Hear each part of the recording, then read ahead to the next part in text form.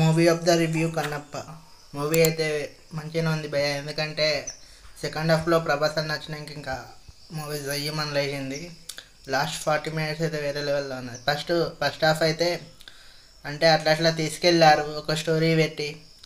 కానీ కన్నప్ప ఎలా తిన్నాడు, కన్నప్ప ఎలా మారాడు, ఇలా శివుని మీద ఇంత భక్తి ఎలా వచ్చింది అనేది ఫస్ట్ హాఫ్లో చూపిస్తారు. ఇంకా లవ్ స్టోరీ కూడా చూపిస్తారు.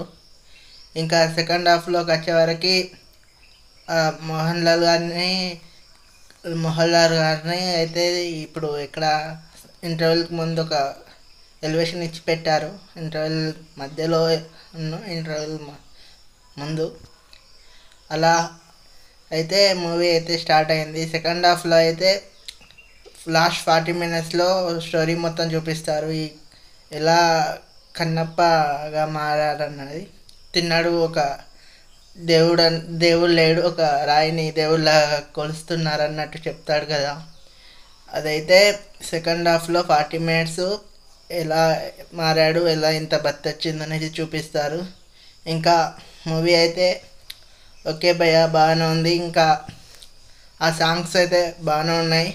కాకపోతే అక్కడెక్కడనో తీసుకుపోయి తీయడం వల్ల మనకంత బాగా అనిపించదు. అంటే స్టోరీ లైన్కి బ్యాక్గ్రౌండ్ జరిగే సీన్లకి అంత బాగా అనిపించదు ఫ్రెండ్స్.